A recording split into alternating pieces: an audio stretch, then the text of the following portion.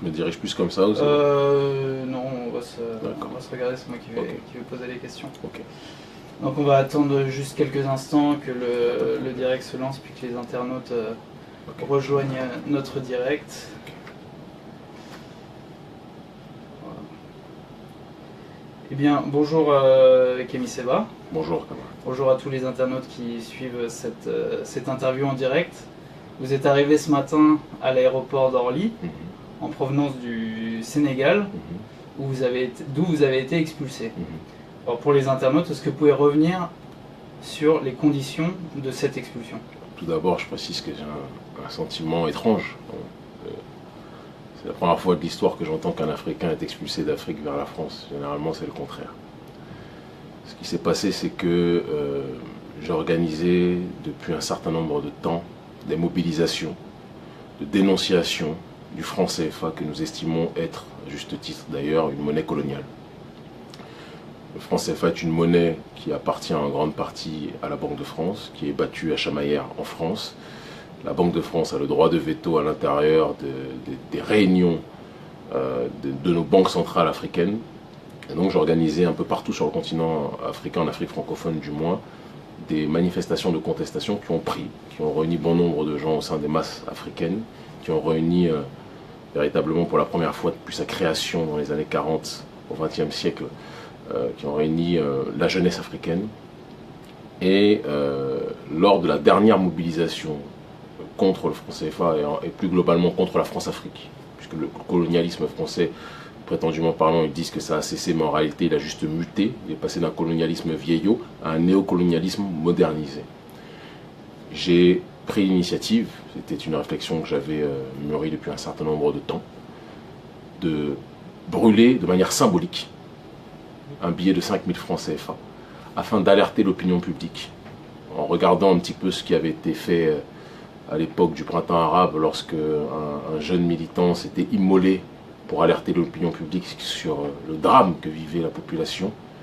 J'ai brûlé ce billet pour rappeler au monde entier que la jeunesse africaine est paupérisée, ostracisée, pillée économiquement, et que le franc CFA, s'il n'est pas la seule et unique raison qui sous-tend la situation dans laquelle nous sommes, mais c'est un symbole de notre pillage par l'oligarchie, je précise bien, je ne parle pas de la population française qui elle-même souffre aussi, on le voit dans ce pays, mais par l'oligarchie française et aussi par nos chefs d'État qui sont pour la plupart du temps, malheureusement, souvent des potentats locaux, pas tous, mais bon nombre d'entre eux. En brûlant ce billet, la Banque centrale des États d'Afrique de l'Ouest, sans doute sur demande de la Banque de France, sur conseil de la Banque de France ou des autorités françaises, a porté plainte, chose qui n'est quasiment jamais arrivée dans ce genre de domaine, et j'ai été incarcéré de manière préventive, dans une prison où les droits de l'homme, je pense, n'ont jamais croisé les murs, qui est la prison de Rebeuss. J'y suis resté 5 jours, j'ai été jugé. Et par la pression continentale extraordinaire de la jeunesse africaine qui s'est mobilisée, je pense, de manière historique, ce n'est pas moi qui le dis, c'était la plupart des médias locaux. Et grâce à un avocat exceptionnel, le maître Koray Shiba, qui a rappelé que dans les textes de loi, il est dit qu'il est interdit de brûler des billets. Mais légalement, il n'était pas écrit qu'il était interdit de brûler un billet, chose qu'on avait étudiée depuis un certain temps. Eh bien, j'ai été acquitté. Et je pensais qu'après ce débat et après avoir permis que la question du franc CFA devienne un débat international, c'était la stratégie, c'était l'objectif. Certains critiquaient la méthode, mais la plupart de ceux qui critiquaient la méthode, qui sont les, entre guillemets, intellectuels africains, bien souvent nous considérés comme intellectuels par l'Occident, beaucoup plus que par le peuple africain, ceux qui critiquaient la méthode eux-mêmes n'avaient pas proposé une méthode meilleure pour que ce débat puisse être audible. Donc il fallait qu'on fasse preuve d'ingéniosité et de nouveauté dans la façon d'agir et de provocation. On a réussi à le faire et on souhaitait qu'à partir de cette action-là, les autorités africaines tendent l'oreille sur le cri de douleur de cette jeunesse africaine. Parce que c'est une question qui dépasse de très loin ma seule compétence et ma seule personne. Il serait, à mon sens, hasardeux de personnaliser cette thématique-là. C'est une question générationnelle. Je ne suis qu'un porte-voix, peut-être écouté par beaucoup de jeunes aujourd'hui, mais je ne suis qu'un symbole. En aucun cas, je ne représente la problématique.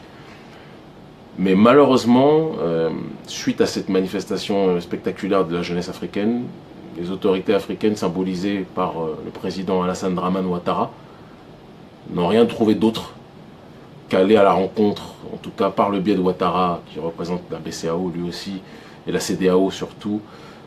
C'est les banques centrales. Donc la BCEAO, c'est la Banque centrale des États d'Afrique de l'Ouest, et la CEDEAO, c'est la Communauté des États d'Afrique de l'Ouest. Communauté économique des États d'Afrique de l'Ouest. Et eh bien, il est allé voir le président Macron.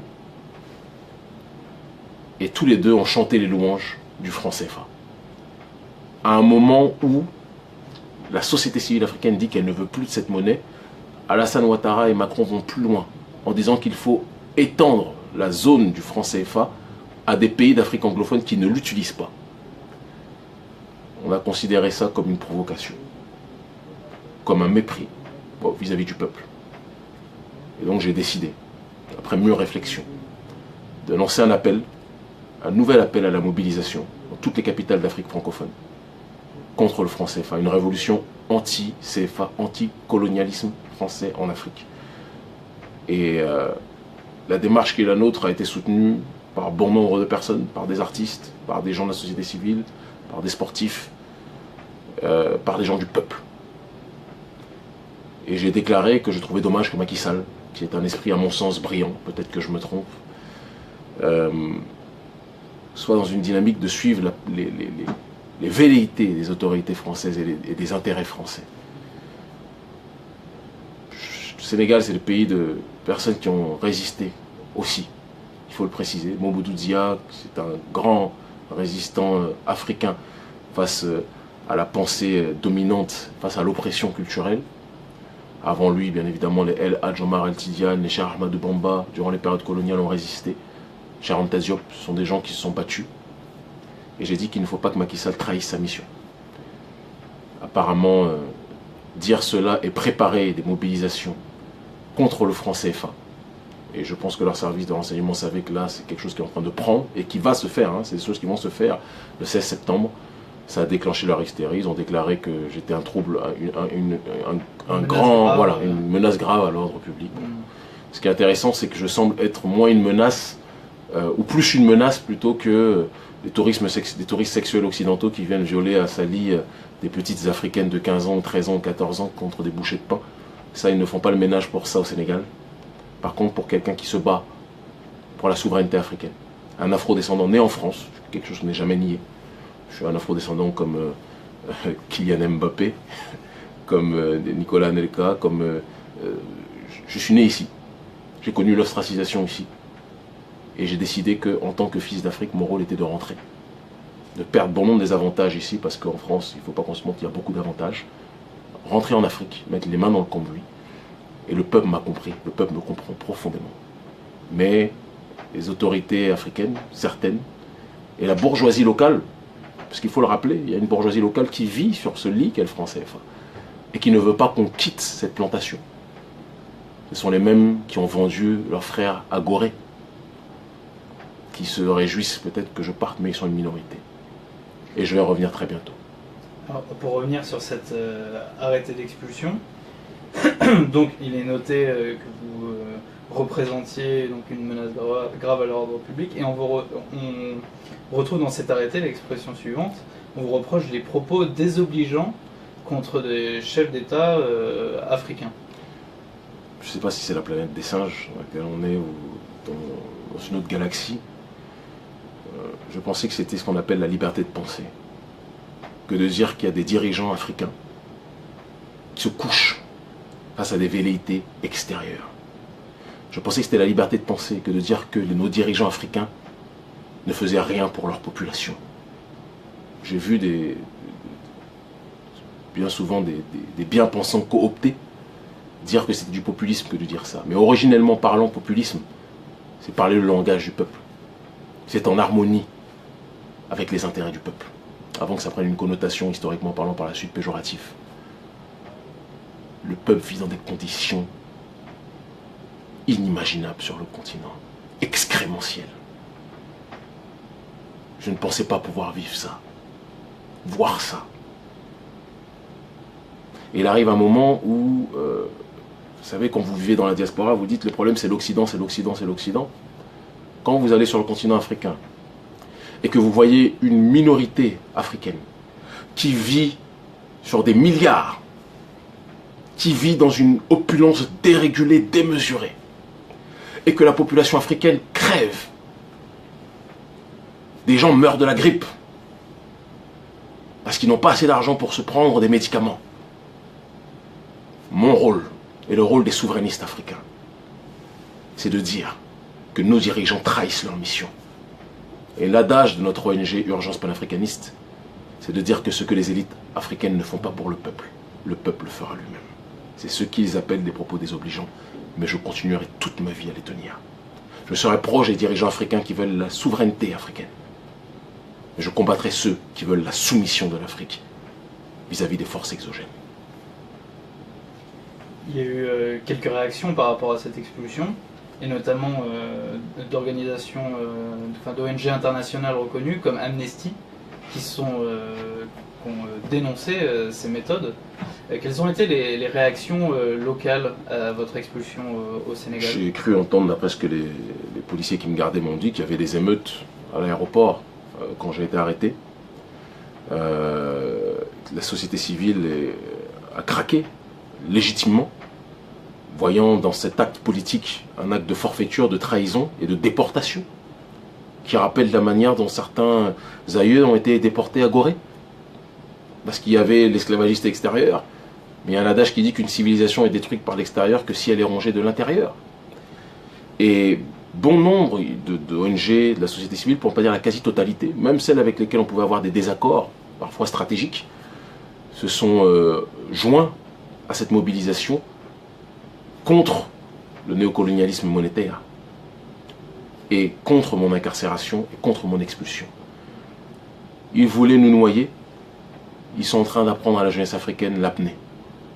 Et quand on va sortir de cette eau, je peux vous assurer que pendant très longtemps on va respirer. Alors, pour revenir sur un aspect un peu plus technique donc, de votre objet de revendication, donc ce fameux franc CFA, vous dites qu'il s'agit d'un instrument visant à, entre guillemets, soumettre l'Afrique par la monnaie. Concrètement, en quoi le franc CFA porte atteinte à l'économie africaine? On va dire très simple, on peut même aller plus loin. En quoi le franc CFA porte atteinte à la politique africaine? On dit toujours que l'économie est le centre de gravité de la politique. Celui qui contrôle votre économie contrôle votre politique. Aujourd'hui, le franc CFA est subdivisé en plusieurs zones. Il y a l'Afrique de l'Ouest, il y a l'Afrique centrale, et ce qui sont les zones principales, va-t-on dire. Et à l'intérieur de ces dernières, la Banque de France a des représentants qui disent si oui ou non elles sont d'accord avec les décisions qui sont prises par les banques d'Afrique centrale ou les banques d'Afrique de l'Ouest. Il suffit que quelque chose n'aille pas dans les intérêts de la Banque de France pour qu'un droit de veto soit émis par des représentants de la Banque de France. Parle-t-on de souveraineté dans ces conditions-là? Sachant que les intérêts des populations africaines, quand on parle de souveraineté, ne peuvent jamais être systématiquement en harmonie avec les intérêts de la Banque de France, ce qui est complètement logique. Il y a le procédé qu'on appelle les comptes d'opération, d'accord, qui sont donc des systèmes par lesquels nos banques centrales doivent reverser des sommes astronomiques, des recettes émanant de leurs gains, d'accord, à la Banque de France, puisque celle-ci est celle qui frappe monnaie, qui imprime la monnaie à chamaillère. Comment voulons-nous parler au XXIe siècle? Et je parle de la manière la plus claire possible, parce que, vous savez, on peut parler de manière extrêmement complexe, technique, abstraite, mais le peuple ne comprendra rien, comme ça a été le cas pendant des années. Depuis les années 80, des thèses ont été données par des brillants économistes comme M. Pouemi par exemple, ou l'aîné Agbo, ou Mamadou Koulibaly, tous ces derniers sont dans notre front anti-CFA, mais le peuple n'écoutait pas ces derniers parce que ce n'est pas quelque chose de simple, il faut parler un langage simple. Aujourd'hui, les décisions économiques sont orientées par la Banque de France. Les recettes que nous avons vis-à-vis de ce franc CFA, une grande partie sont envoyées par le biais des comptes d'opération à la Banque de France. Ces deux éléments, je pourrais en citer pléthore, mais à eux seuls devraient et interrogent de manière spectaculaire les masses africaines en se disant est-ce qu'on peut parler de libération, d'indépendance, alors que ce qui nous sert à payer, à acheter un certain nombre de choses est contrôlé, modelé, façonné par une entité extérieur qui était considéré comme colonial hier et que tout le monde sait être néocolonial aujourd'hui. Je vous remercie pour ces explications. Donc, pour ceux qui nous regardent en direct, il y a plus de 3000 personnes qui sont là. Je les remercie de suivre ce direct. Et il y a énormément de messages de soutien envers vous. Mais je tiens à préciser, si vous le permettez, il faut bien qu'on comprenne que le combat que nous menons, il y a eu une intoxication des médias mythomanes, par exemple Le Monde Afrique, qui est une extension du Quai d'Orsay, il faut le préciser. Ça, ce sont mes propos, je les assume. Ils sont sponsorisés par le Quai d'Orsay, c'est marqué sur leur site. Jeune Afrique ? Non, Le Monde Afrique, le journal Le Monde. Je pourrais parler de Jeune Afrique, mais qui, malgré toutes les critiques que j'ai apportées vis-à-vis de ces derniers, même eux sont plus objectifs que le journal Le Monde Afrique, qui eux sont sponsorisés par le Quai d'Orsay. Le Monde Afrique fait un travail d'intoxication médiatique spectaculaire en nous faisant passer pour des monstres, des mangeurs d'occidentaux. Nous voudrions chasser des caucasiens d'Afrique. Pourtant, il y a des prolétaires occidentaux qui sont présents avec nous sur le terrain en Afrique et qui soutiennent nos revendications. Notre combat n'est pas un combat de race, c'est un combat de classe. Nous sommes opprimés par une élite financière qui est aussi bien blanche que noire. Donc ce n'est pas une question de race, de noir contre blanc, c'est une question d'entité prolétarisée contre l'élite financière internationale. Il faut le préciser. Et en ce sens-là, les prolétaires occidentaux sont nos frères. Les prolétaires du Moyen-Orient sont nos frères, les prolétaires d'Amérique du Sud sont nos frères, les prolétaires d'Asie sont nos frères. C'est le combat des damnés de la terre. Il ne faut absolument pas l'oublier. En fait, je vous parlais de toutes ces personnes qui mettaient des messages de soutien pour vous demander quelle est en Afrique, en tout cas au Sénégal où vous étiez dernièrement, la proportion de gens qui souhaiteraient sortir du franc CFA. Est-ce qu'il y a des études à ce sujet, ou alors par exemple lors de vos manifestations, les dernières manifestations, combien il y avait de personnes environ? Ok, alors il faut répondre, si vous permettez, on va répondre même au-delà du Sénégal, parce que ça serait une erreur de contextualiser ça uniquement à la dynamique sénégalaise, parce que j'organisais les mobilisations dans toutes les capitales d'Afrique francophone, ce qui permet d'avoir une vision d'ensemble. De l'avis des spécialistes, vous savez, nous on n'a pas les sondages, on n'a pas le sondage Ipsos comme vous avez ça ici. Ça coûterait peut-être trop cher au pays. Mais de l'avis des spécialistes, jamais la société civile les sociétés civiles africaines ne se sont autant mobilisées depuis les indépendances que pour cette question du franc CFA. Je continue en approfondissant cette réflexion, en vous rajoutant que c'est la première fois depuis la période des indépendances qu'il y a des mobilisations simultanées, transnationales, en Afrique francophone, pour un objectif commun. Ça n'était pas arrivé depuis la période des indépendances. Ce sont des jeunes majoritairement qui se mobilisent. Et tout le monde dit qu'il y a des prémices d'un printemps arabe naissant. La différence, c'est que notre printemps à nous, ou notre automne, vu la saison, ne sera pas sponsorisé par des forces exogènes, par des ONG exogènes, CF, Soros et autres, jamais. Ça sera une révolution autodéterminée, et ça sera une révolution pacifique. Nous aurions pu casser beaucoup de choses. Nous aurions pu, il suffit aujourd'hui que j'appelle à s'attaquer à des représentations françaises, je peux vous assurer que les choses vont le faire. Je ne le ferai pas. Mon message n'est pas de m'attaquer à des individus. Notre combat est de nous attaquer à un principe qui veut nous asphyxier. Et nous voulons que ce débat ne soit pas un débat de couleur, mais ce soit un débat de douleur. Que les personnes qui sont sensibles à la justice sociale soient de notre côté. Je demande à tous ceux qui nous suivent aujourd'hui la bataille, et c'est ça notre victoire, c'est ce qui fait que nous sommes capables de mobiliser tant de gens sur le continent africain et ailleurs. Internet, c'est notre libération. Il y a une certaine époque, les médias mensonges pouvaient raconter tout et n'importe quoi et faire croire que les résistants étaient des démons et que les démons étaient des résistants. Aujourd'hui, des gens comme Le Monde Afrique sont confondus parce que la rue sait sur le terrain ce que nous faisons. Et Internet nous aide à cela. Que personne ne se laisse intoxiquer. C'est pour ça que j'ai accepté, le premier média que j'ai accepté, auquel j'ai accepté de parler aujourd'hui, télé, vidéo, c'était, après Cercle Volontaire, c'était Russia Today. Et ce n'est pas un hasard pour moi, parce que Russia Today symbolise une information multipolaire et une possibilité de donner une information qui ne soit pas cloisonnée, qui ne soit pas matrixée, qui ne soit pas remixée. Je laisse ça aux DJ du Monde Afrique et de ces autres médias que nous connaissons. Comment vous êtes donc l'une des figures les plus importantes dans ce mouvement.